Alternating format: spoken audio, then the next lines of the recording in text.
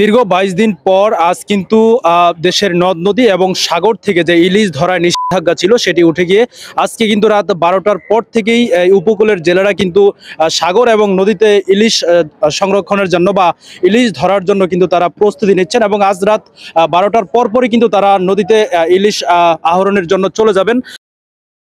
আমরা রয়েছি বর্তমানে দ্বীপ জেলা ভোলার সবচেয়ে বড় মৎস্য ঘাট যেটি রয়েছে সামরাজ ঘাটে, এবং এখানে আমরা এসে যেমনটি দেখতে পেয়েছি যে এই ফিশিং বোটগুলো রয়েছে এবং নৌকাগুলো রয়েছে সেগুলোতে বরফ সহ বিভিন্ন আনুষঙ্গিক যেই আসবাবপত্র রয়েছে সেগুলো নিয়ে তারা কিন্তু মাছ ধরার জন্য প্রস্তুতি নিচ্ছেন পুরোদমে। আমরা এখানকার কিছু জেলে রয়েছেন তাদের সাথে কথা বলবো যে কতদিন পর কিন্তু আসলে তারা এই সাগর এবং নদীতে ইলিশ ধরতে যাচ্ছেন। আমরা যদি একটু জিজ্ঞেস করি যে আপনারা আসলে কতদিন নিষেধাজ্ঞার পর আজকে যাচ্ছেন নদীতে? আমরা 22 দিন অভিযান ছিল, আমরা 22 দিন পরে এখন আজকে রাতের 12টা অভিযান শেষ।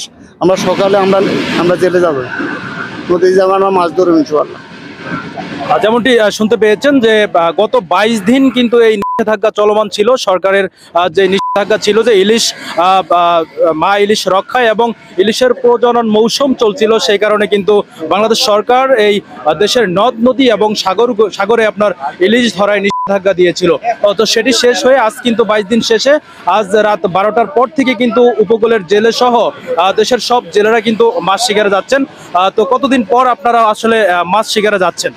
আজকে 22 দিন পর আমরা আজকে রাতের 12টা অভিযান শেষ। আমরা আজকে ধরেন 12টার পরে আমরা ইনশাল্লাহ বরফ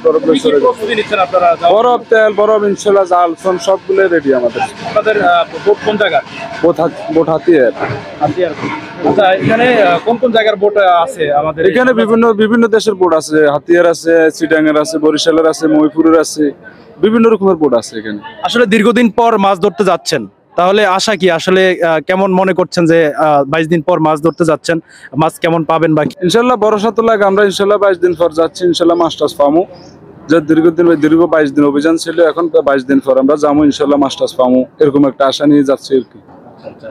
তো দর্শক, যেমনটি শুনতে পেয়েছেন যে 22 দিন পর তারা কিন্তু আসলে সাগরে যাচ্ছেন এবং নদীতে যাচ্ছেন ইলিশ ধরার জন্য। যে কোনো মাছ ধরারই সুযোগ আসলে জেলেদের ছিল না, তবে আজকে 22 দিন পর রাত 12টার পর কিন্তু তারা তাদের বোট এবং হচ্ছে জাল যা যা রয়েছেন সব কিছু নিয়ে কিন্তু তারা প্রস্তুত রয়েছেন যে রাত 12টার পরই কিন্তু তারা আসলে সাগর এবং নদীতে চলে যাবেন ইলিশ ধরার জন্য।